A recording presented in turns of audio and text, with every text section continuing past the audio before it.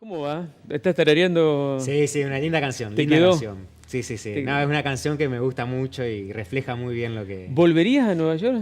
Y ya... Iría, sí, Ah, iría. Tendría que ir con otros motivos más que sea de vacaciones porque es una ciudad bastante cara, así que... hay que trabajar. Claro, quisiera ir a Claro. trabajar. ¿Y a Miami?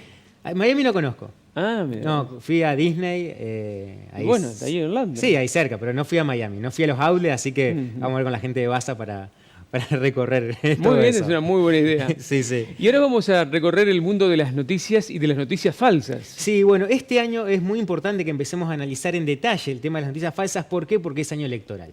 Ajá. Es año electoral y vos sabés, les cuento algo a todos, vos sabés que me han llegado varias propuestas que en verdad que me dicen, che, ¿nos podés analizar esto que nos proponen equipos, empresas que les proponen ciertas campañas a políticos? Y cuando yo me pongo a analizar lo que les mandan, un detalle de la mayoría de las propuestas, redacción de noticias falsas.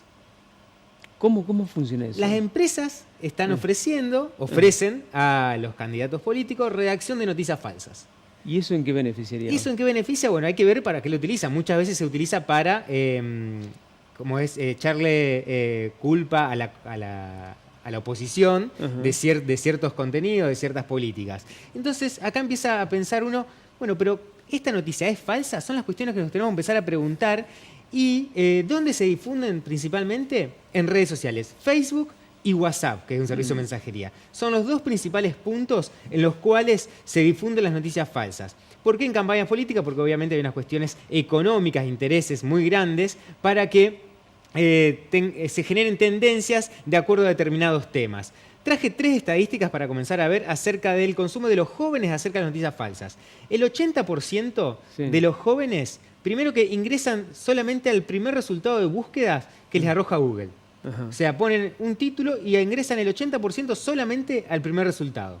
El segundo dato para tener en cuenta es que el 70% de los jóvenes confía en quien comparte esa noticia o esa información. Y después, otro de los datos a tener en cuenta es que el 50% confunde información con publicidad. Y estamos hablando de un sector que supuestamente está capacitado como para diferenciar. Este informe a 60.000 jóvenes se los hizo. Jóvenes de menores de 30 años. De todo el mundo. Ajá. De diferentes ciudades del mundo, pero son 60.000, una muestra más que interesante.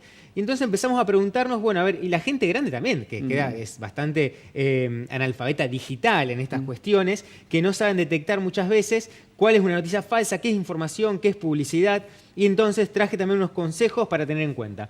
Primero, estudiar la fuente.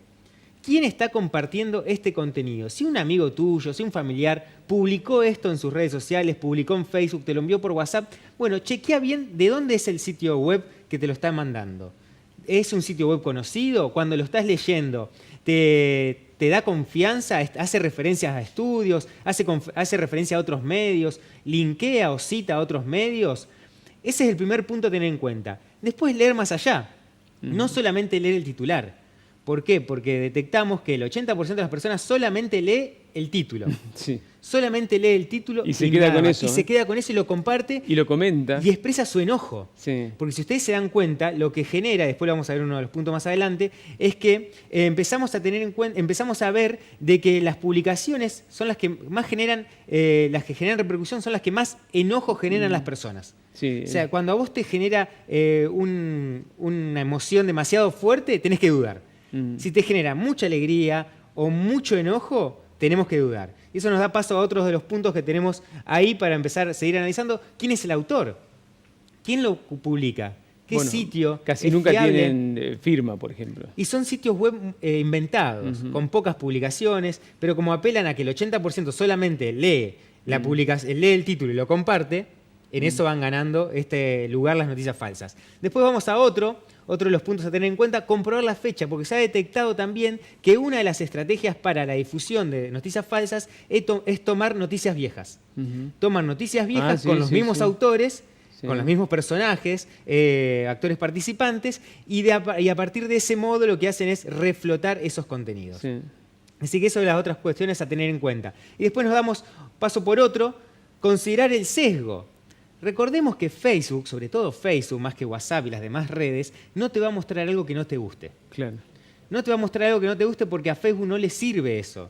entonces va a mostrarte generalmente contenido que esté aliado a tus intereses, a tus me gustas, a tus publicaciones, a tus líneas políticas.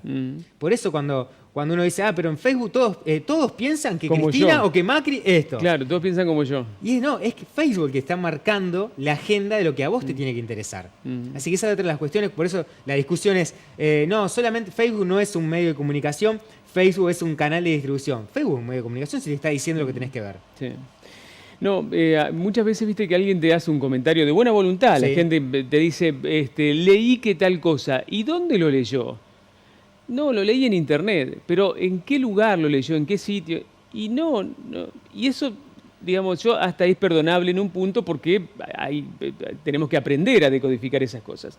Ahora, en un Social Media Day que fui hace unos años, uno de los disertantes, creo que era el periodista de Clarín, de la web de Clarín, contó la experiencia que había tenido ahí en el hall de entrada, en el que una estudiante de periodismo le había comentado una noticia y cuando él le preguntó ¿dónde la leíste? Ella le dijo en Facebook. Dijo, ¿pero en qué sitio? No, en Facebook. Y la gente lee en Facebook. Y Facebook no tiene solamente... ¿Pero qué medio lo publicó? ¿Lo leíste en Infobae, en Ahora, en el otro, en el .com, en no sé qué? No, las que no saben. Bueno, hay otra estadística que en base a lo que estás diciendo, Más Cristian, preocupante tratándose de un estudiante de periodismo. sí, no, eso seguro, y que la parte educativa también, esto lo que mencionábamos de los jóvenes que no saben detectar, también influye en que se trate de que a las personas que están ingresando a la formación para ser maestros, docentes, etcétera, etcétera, que también tengan cátedras, espacios curriculares en los cuales se les enseñe a enseñar a detectar noticias falsas. Y lo que vos decías, el 95% de las personas indica que se informa por Facebook. Pero dice, ¿qué cosa de Facebook? No, leí en Facebook. Pero ¿quién lo publica? ¿Alguien? ¿Algún sitio? ¿Algún medio? ¿Alguien en el medio está? Sí, exactamente. Por eso creo que este año, sobre todo como es un año político, ya sabemos todo lo que ha pasado con las elecciones de Estados Unidos, todo lo que ha pasado en Europa, todo lo que ha pasado con Cambridge Analytica el año pasado, con la filtración de datos de privacidad de Facebook. Es un año para que tengamos en cuenta de que tenemos que leer un poquito más. No tenemos que compartir por compartir. Si te genera mucho enojo, duda. No expreses tu enojo ante algo que no sabes si es verdadero. Y tengan en cuenta esto que contó al comienzo Marito. Hay gente que trabaja de crear noticias falsas no para divertirse, entretenerse o joderle la vida a otros, porque trabaja de eso a beneficio de una línea política en detrimento de otra. Sí, eso es. Y a mí me sorprendió que ya empiece a estar dentro de las propuestas de trabajo que le hacen a las empresas y los políticos, por supuesto. Pero bueno, hay que combatirla y contamos con ustedes. Gracias.